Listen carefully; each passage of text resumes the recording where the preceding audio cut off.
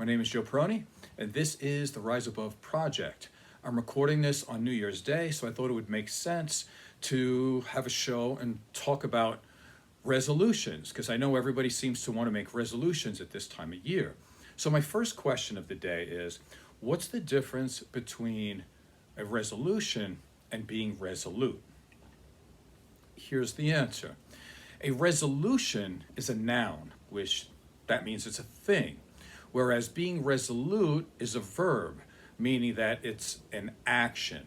So resolutions are absolutely nothing without being resolute. So the thing that we really need to work on here is being resolute and taking action. Being resolute includes action, commitment, and a religious dedication in the same direction for as long as it takes. I'm going to give you an example of that today.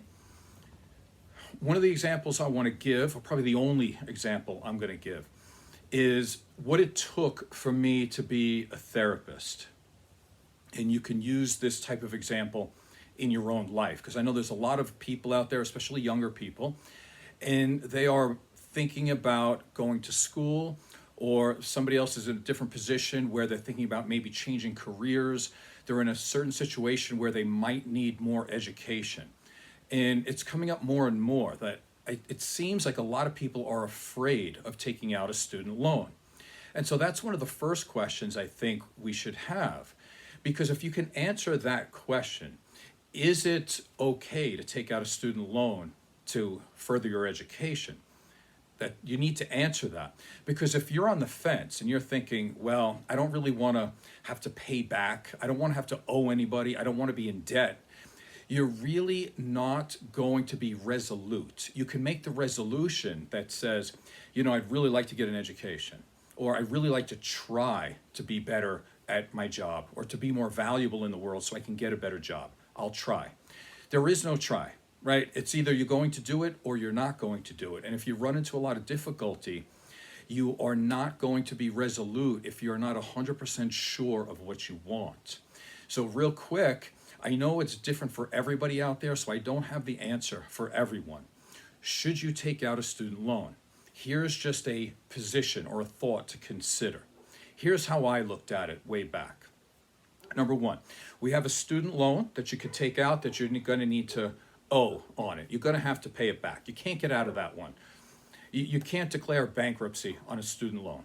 That's just too bad. It's the way it is. On the other hand, if you go to school for the right job or the right education, you can get a good job, maybe for the rest of your life, where you get paid a lot of money and something that you enjoy. So here we go, student loan, pay back money, but have a job probably for the rest of your life if you want it, that you enjoy. The other part is, in this equation, is don't go to school, you don't have a student loan to pay off, but most likely you're not going to have the education necessary to have a good job, where you have control in your life, where you have power, where you're valuable to people. So we'll say no student loan, but 50 years of working for somebody else where you have no power and not very much money. Now, of course, you don't have to pay back the student loan, so you're saving money there, but you probably are not going to have a lot of money to pay for much of anything. Now, on the other hand, going back to taking out a student loan, yes, you'll have to pay it back.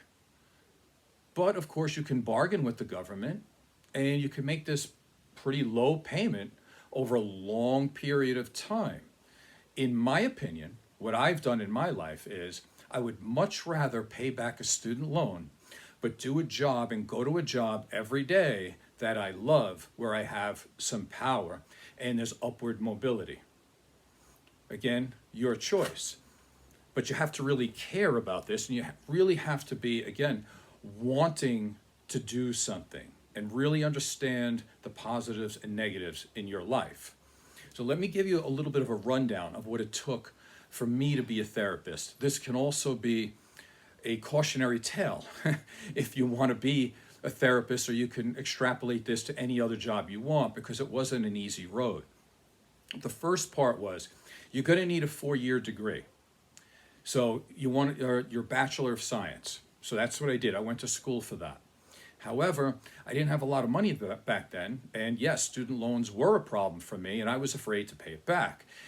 So the thing I did was I would go to school for a while, then drop out, then go to work, so I could work full time to get enough cash to be able to pay down. And what happened was, yes, I got my Bachelor of Science degree, but to make a long story into a short story, it took me 7 years to get that first 4-year degree. Didn't matter, I got it. So again, if you're not resolute and you don't care enough, if your why is not strong enough of why you want to get an education, you're not going to do it. Because the normal person is not going to spend 7 years trying to get a 4-year degree. Now, on the good side of that, when I graduated, I only owed like $2,000. So I was able to pay it down a lot. I didn't owe very much. And then once I started working, I think I paid it off with one check. Boom, done. As soon as I got a good job. So that's the positive of that.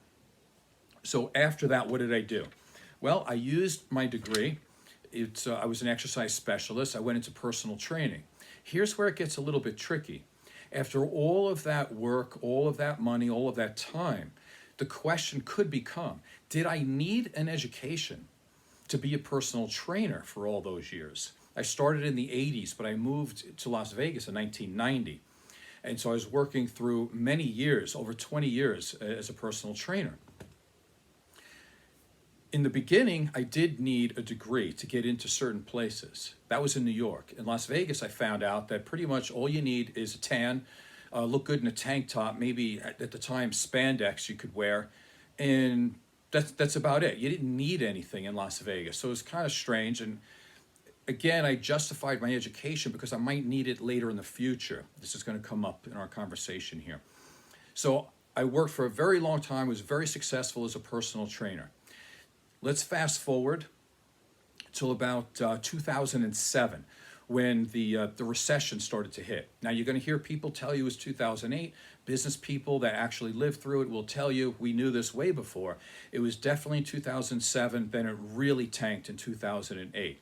So what does that mean? Well, what it meant was that I lost part of my business, and because of that I had a lot of extra free time, or a little bit more free time. So what did I do with it? Well, again, it's going to be your choice of what you want to do with your life. What did I do with my life?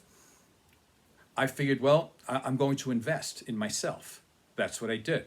So I decided to try to go back to school, and I was looking at different ways to do this. Here's the problem. By the time I decided to go back to school, it was around 2008. That's when I had the time to do it. Again, I'm in Las Vegas. UNLV here did not want any part of me. I hadn't been in school for way over 20 years. I was older. They thought I was a bad bet. The only way to do it was to take this thing called a GRE to prove that I was worthy of college. And this was like in another year, and you had to take another class to study for this. So I didn't go that route. I tried to look at other schools. Nobody wanted a part of me. I finally found a school called Liberty University, which is an evangelical Christian church. And they took me. I have to do the school online. At some point, you had to go to the school. I think it was like 4 times in order to get your degree. So you'd have to fly all the way to, I think it was to Virginia, and do all this. I wasn't looking forward to it. But I thought, let me just get my feet in the door, or my foot in the door. Again, being resolute. Somebody could have quit right there, right, and said, I'm not going to do this. I'm not going to go to Virginia 4 times. I live all the way on the West Coast. I'm not going to do this. How is this going to happen? But that's where I started.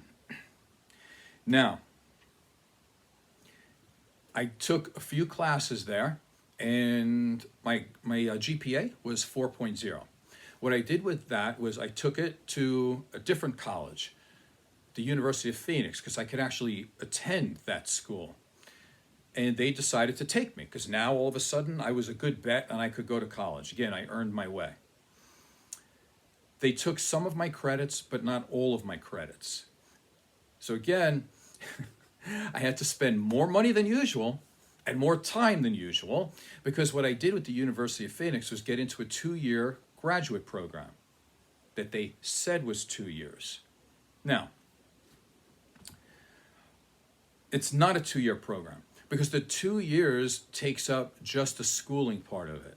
What they didn't tell you is that the externship part of it, where you're getting all these extra hours and you're working for free, but still having to go to school 1 day a week. So this took up about 9 months to a year. So now we're looking at 3 more years. Again, why do we have to be resolute here? Because I was putting in about 20 hours a week without any pay. Now, I'm a full-grown man. I've got a car payment, I have a house, I have things, I have people that I take care of. So now what? So now I'm being forced to work 20 hours a week over here to get what I need to get to be a therapist, and yet I'm not getting paid for it. I got to take 20 hours a week out of my job. So now you have to work twice as much. Right? This is not getting easier, it's getting more difficult. And now you're in the hole because you already spent 2 years worth of money or taking out a loan for this school. So now you can't say no. Well, you could, but then you'd have to pay all this money off without ever actually having a job. And that's what I'm trying to tell you in the first place. There is no try. You either do or not do. That's just basically it. You can't stop in the middle because then you really screw yourself. It's not a good thing to do. So once you make that choice, you got to keep moving forward. Again, a religious dedication in the same direction for as long as it takes. Now, I graduated. Let's say, I did the 3 years of that, including the externship. After you graduate, you have another interview with the board. And the board says then, okay, you are okay. They check your hours, they check out who you are, they ask you a couple of questions. And once you pass that, if you pass that, because you can still fail, and you did all this, and you still might not be able to get a job, if you've done all this and you pass that, then you get to start your internship, where you need to put in about, I think it's 2,500 more hours. And you get paid, but we'll talk about that in a second. Here's the interesting part. Again, be resolute. I graduated. I have my diploma. It's framed. It's on my wall. Go back to the University of Phoenix, call the board. They absolutely refuse to let me move on to be an intern. Why? Because I'm 1 credit short. How is that possible? I took all their classes. I graduated. There are no more classes to take. They said, it's not our problem. Okay. How do you fix this? I called the board twice a week for over a year. Let's just say that, to round off, let's say there's 50 weeks in a year. It's 52, but let's just say 50. That means I called the board about 100 times in a year with really no response. Nobody actually told me what the situation is and how it could be rectified.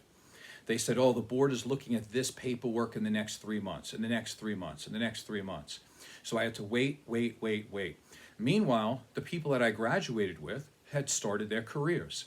And I'm watching these people take off, and they're moving on, and they're doing good in their life, doing their thing. And I'm still sitting here with a degree that I paid for, that the student loans are coming in, that I have to start paying on these loans, but I wasn't allowed to work or not allowed to move to the internship because of 1 credit short, which nobody could tell me why it was short. Well, after a while, finally somebody said, you know what you have to do? You have to take one of these classes over again, because what we found is that one of the classes that you took from Liberty University was a religious class, and they gave you 4 credits. We're not giving you 4 credits because there was religion in it. So we're going to give you 3. So that's why you're 1 credit short. Okay, but you accepted it 3 years ago, and now you're not. And they said, right. So, and let me get the right phrasing. The person on the phone, who's a woman, said, you need to suck it up and go back to school and take that class over again. And I said, well, how much will it cost me? She said, oh, $1,600, just like all the other classes. I mean, and I said, hold it, you're making me pay for a class that I already took. And she said, well, yeah, if you want to be an intern, yeah. So what I did was I went back to the school, I took another class, the same class I had already taken, and I got another A in that class. After that, I was passed through, and again, I had to go and talk to somebody at the board, and they let me through to be an intern, being Resolute. I was trying to put this together today. I was thinking about it. I graduated May of 2013. Now keep this in mind. By the time I was allowed to sit in and actually get a job and to sit in front of another supervisor, and by the way, when you have supervisor hours, they have to supervise part of your work, that costs you money. So now you're still paying out all this money. It wasn't like I was just getting paid. A lot of that money I was spending, I was having to pay back a supervisor. That's interesting. So to do this real quick, May of 2013, I graduated. By the time the board allowed me to be an intern was February of 2015.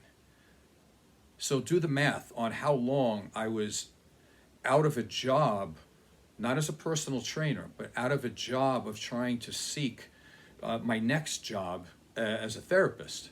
I wasn't allowed to work, yet I was paying back all the student loans.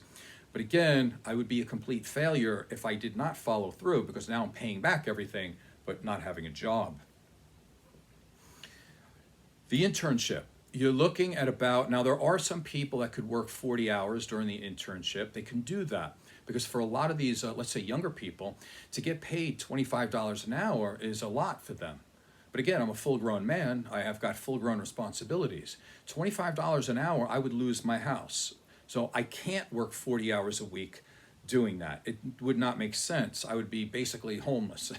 So what I did was I only worked half of that, because you can only count 20 hours a week anyway. So now I'm working 20 hours a week for less than half of my normal pay, and then being a personal trainer so I can get paid more, so I can get the bills met. How long does this go on? Again, if you need 2,500 hours, you can only get about 1,000 hours per year tops. So you look at it again, another 2.5 to 3 years during the internship. Now, after this happens, or during that, you have to try to pass the board. A lot of people didn't. I studied for it, and of course, no problem. I passed the board easily on the first time. My score was extremely high. It was not a problem. So let's go over this really quick. To do part of the math, it took me 7 years to get through the first part of my schooling. That was supposed to be 4 years. That's on me. That it took me a while. The graduate school, they tell you is 2 years, but it takes 3. So now I'm up to 10 years of schooling. Then after I graduate, they hung me out for about 1.5 years. So now I'm up to 11.5 years. And then after that, then you go to your actual internship. And if you're an older person who does well in life, you're actually going to get a pay cut for the next 2.5 years. And so we're up to almost 14 years worth of school in order to do that. So again, if you want to make a resolution, a real one, you better have this unwavering desire in order to complete it, or else you're not going to complete it. There's too many people in your way. There's too many things that could happen along the way. A lot of times it's costly. There's people that are not trying to help you. There are a lot of people who do try to help you along the way. But again, there's going to be a lot of snags along the road, and you're going to have to fight through them. So what's the bottom line here? The bottom line here is, so you want to be a therapist? Even if everything works out perfect, 4 years of school, 2 years of graduate school, 1 year of the externship, so we're looking at 7, and then the actual internship probably will take you another 2 to 3, so you're looking at close to 10 years of schooling. Now here's the funny part. Well, let me talk about the funny part in a second. First, is it worth it for me? Absolutely 100%. Would I do it again? Yes, 100%. It's all worth it for all the things I said at the beginning of the show. I would rather pay back a student loan, and I'd rather jump through a few hoops to be able to do a job that I love and a job that I could do for the rest of my life if I want to. A lot of jobs out there, especially personal training, it's a great job. I love it. I still do it to this day. I've been doing personal training overall since about 1986 until now. But the problem is that society has this thing called planned obsolescence, where the older you get, the more difficult it gets in certain fields. It's much more difficult as a person in their, say, 50s or 60s trying to get personal training clients than it is if you're in your 20s. That's why I moved into therapy, because the older you are in therapy, people just assume you have more wisdom, and being older is not necessarily meant as a negative, it's meant as a positive. Now, here's the interesting thing about this, or the funny thing, as I mentioned before. All of these years of schooling, all of the years of experience, all of the jumping through hoops, learning how to actually study, learning how to write professionally, how to assimilate professional information, all of these types of things. But in the year 2024, everybody thinks they're a therapist. Everywhere I look, there's coaches and people telling you how to run your life, relationship coaches. I see it all the time. You see all this all over Facebook and social media, and these people have no education whatsoever. And I find that really interesting because of all the hoops that I have had to jump through, and other therapists too, and psychologists, they all had to jump through these hoops. Probably wasn't as strange as mine because most of them didn't get barred from, the board didn't bar them for a year and a half because of their mistake, right? And things like that. That's probably true. I probably handled more than most. However, it is a little demeaning, I think, to many therapists out there that have been training really hard and having to be experienced and being supervised all of these years, to have 21-year-old kids, 18-year-old kids trying to tell other people what to do, and they're relationship experts, and they're making more money than therapists now. It's actually kind of funny when I think about it. But overall, that's all I wanted to tell you today. Again, this is New Year's Day. Really figure out. Don't just make a resolution because it's New Year's and you're supposed to. Resolutions don't mean a thing. Choose something that you care about so you can be resolute and follow through, get the job done, and get to your goal. My name is Joe Peroni. This is the Rise Above Project. Please subscribe and tell a friend. Thank you.